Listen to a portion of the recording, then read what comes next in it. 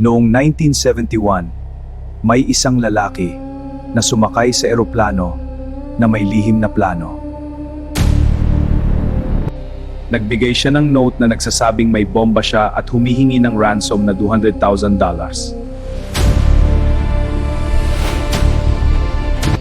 Sa kabila nito na natiling kalmado ang sitwasyon at hindi alam ng mga pasahero ang tunay na nangyayari.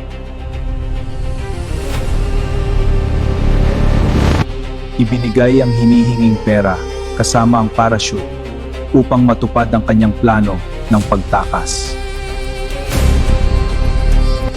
Habang lumilipad sa gabi, handa na siyang gawin ang pinakamapanganib na hakbang ng kanyang plano. Sa kalagitnaan ng paglipad, binuksan niya ang pinto at naghanda sa isang hakbang na walang kasiguraduhan. Tumalon siya mula sa eroplano, dala ang pera at nawala sa gitna ng madilim na kalangitan.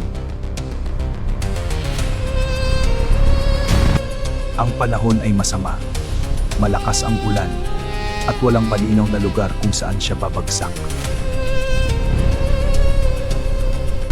Pagkatapos ng kanyang pagtalon, wala nang nakakita sa kanya, tila siya ay naglaho na parang bula. Nagsimula ang imbestigasyon upang hanapin ang lalaking ito na nag-iwan ng misteryo sa buong bansa. Pinag-aralan ng FBI ang ruta ng eroplano upang matukoy kung saan siya bumagsak.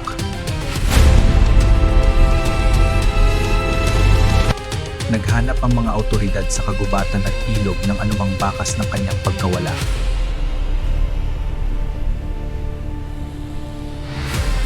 Maraming pinaghinalaan, ngunit walang sapat na ebidensya na magpapatunay kung sino siya.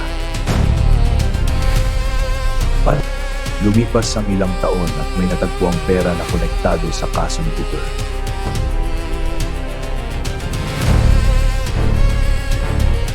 Ngunit ang natagpuan ay maliit na bahagi lamang at hindi sapat upang lutasin ang misteryo. Sa paglipas ng panahon, patuloy na tumatanda ang mga pinaghinalaan ngunit walang napatunayan. Dumarami ang mga dokumento at ebidensya ngunit wala pa ring malinaw na sagot.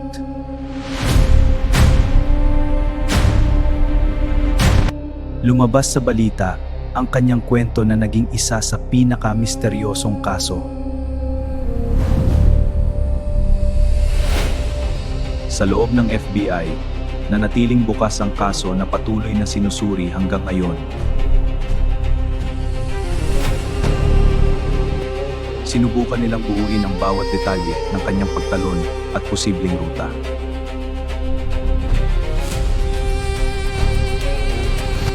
Ngunit ang eksaktong nangyari sa kanyang pagtalon ay nananatiling misteryo hanggang ngayon. Walang malinaw na larawan ng kanyang pagkakakilanlan, tanging anino lamang ang naiwan. Maraming mukha ang itinuro bilang suspek, ngunit wala sa kanila ang napatunayang siya. Ang perang kanyang dala ay hindi na muling nakita maliban sa iilang bahagi na natagpuan. Isang maliit na bahagi ang natagpuan sa ilog na nagbigay ng panibagong tanong sa kaso. Sa kabila ng imbestigasyon, walang malinaw na sagot ang lumabas sa mahabang panahon. Ang kanyang pagtalon ay nananatiling misteryo na walang saksi na makapagpapatunay. Maaring siya ay nakaligtas o tuluyang nawala ngunit ang katotohanan ay hindi pa rin alam. Hanggang ngayon ang pangalan ni D.B. Cooper ay nananatiling lihim na hindi pa nabubunyag. Hanggang ngayon, hindi pa rin alam kung sino si D.B. Cooper at kung ano ang nangyari sa kanya. Sa ilalim ng karagatan, may kwento ng isang lungsod na sinasabing nawala sa isang iglap. Ito ang Atlantis, isang maalamat na lungsod na sinasabing napakaunlad sa teknolohiya at kaalaman. Ayon sa kwento, ang Atlantis ay may mga gusali na lampas sa panahon ng kanilang henerasyon. Ang kwento nito ay nagmula sa pilosopong si Plato na unang nagbanggit ng lungsod na ito. Ngunit sa isang trahedya, ang lungsod ay nilamon ng lindol at baha at tuluyang naglaho. May teorya na ang Atlantis ay isang napakaunlad na sibilisasyon na nauna sa panahon. May mga nagsasabing ang mga guho nito ay matatagpuan pa rin sa ilalim ng dagat. May paniniwala rin na may teknolohiyang taglay ang Atlantis na hindi pa rin natin nauunawaan. Ngunit hindi lahat ay naniniwala na ito ay totoo at itinuturing lamang itong alamat.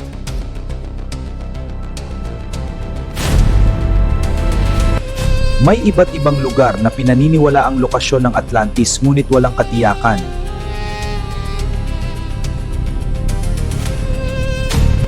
Gamit ang teknolohiya, sinusubukan ng mga siyentipiko na hanapin ang nawawalang lungsod.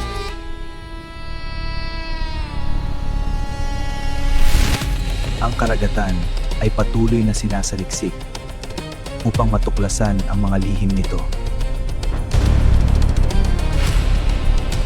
May mga natatagpo ang istruktura na tila gawa ng tao na nagbibigay ng tanong kung ito ba ay Atlantis. Ang Atlantis ay nasa pagitan ng alamat at siyensya na patuloy na pinagtatalunan. Kung ito man ay totoo, maaaring ito ay muling nilamon ng dagat at itinago magpakailanman. Habang lumilipas ang panahon, unti-unting natatakpan ng buhangin at tubig ang mga guho sa ilalim ng dagat.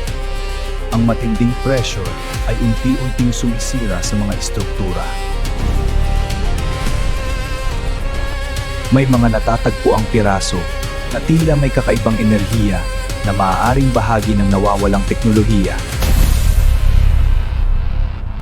Sinusuri ng mga eksperto ang mga natagpuang bagay upang malaman kung saan ito nagmula. Sa kailaliman ng dagat, ang paghahanap sa mga lugar na hindi pa nararating. May mga ulat ng kakaibang signal na nagmumula sa ilalim ng karagatan. May mga nakikitang anino ng napakalaking ekstruktura na tila nakatago sa dilim. Kapag nasisinaga ng liwanag, lumilitaw ang mga detalye ng isang lungsod na tila tunay.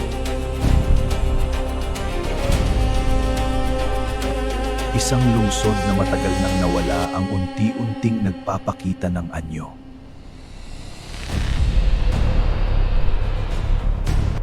Unti-unting nawawala ang mga bakas na tila muling itinatago ng karagatan. Sa ibabaw, walang bakas ng lungsod na minsang umiral.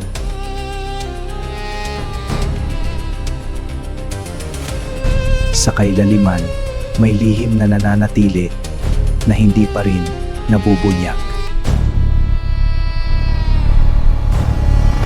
Kung ang Atlantis ay totoo, bakit ito nawala? At bakit hanggang ngayon, hindi pa rin ito natatagpuan? Kung ang Atlantis ay totoo, bakit hindi pa ito natatagpuan? O baka ito ay nananatiling lihim sa ilalim ng dagat? Sa isang disyerto sa Turkey, may natuklas ang lugar na maaaring magbago ng ating pagkaunawa sa kasaysayan. Ito ang Göbekli Tepe, isang sinaunang lugar na mas matanda pa kaysa sa pyramids. Makikita sa mga bato ang detalyadong ukit ng mga hayop at simbolo.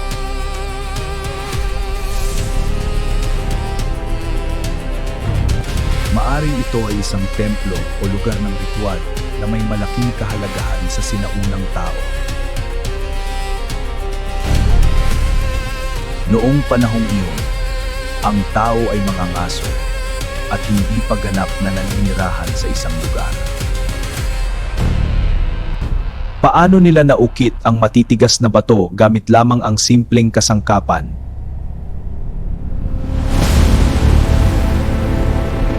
Ang mga simbolo ay maaarang may kahulugan na konektado sa kanilang paniniwala. May teorya na ito ay lugar ng ritual kung saan nagtitipon ng mga sinaunang tao. Maaring may kaugnayan ito sa relihiyon o paniniwala sa mas mataas na kapangyarihan.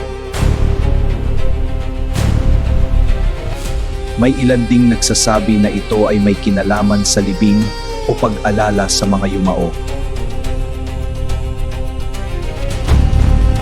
Ngunit bigla na lamang iniwan ang lugar na walang malinaw na paliwanag.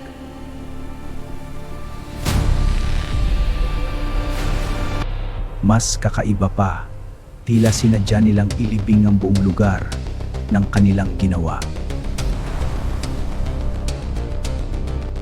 Na parang nais nilang itago ang lihim para hindi na muling matuklasan.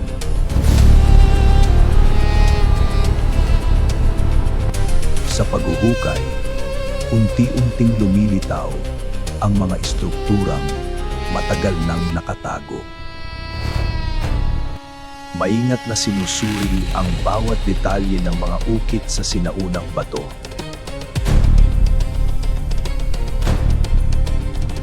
Sa ilalim ng lupa makikita ang mga layer ng kasaysayan na nakabaon sa panahon.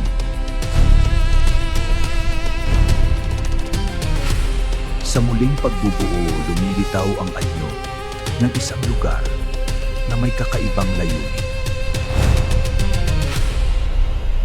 Kung babalikan ang nakaraan, paano ito nagsimula at paano nila nagawa ang ganitong struktura? Ang mga simbolo ay nananatiling misteryo na maarang may kahulugan na hindi pa natin nauunawaan. Ang laki ng mga haligi ay nagpapakita ng kakayahan ng sinaunang tao. Ang pagkakaayos nito ay tila sinadya na may partikular na kahulugan. Ang nakaraan at kasalukuyan ay tila nagtatagpo sa lugar na ito.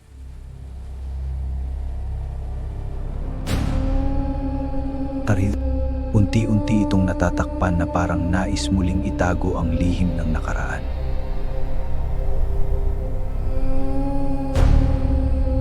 Sa katahimikan, nananatili ang tanong kung bakit ito itinayo at iniwan. Ang mga bakas ng sinaunang mundo ay patuloy na nawawala sa paglipas ng panahon. Isang istruktura na tila lampas sa kakayahan ng sinaunang tao.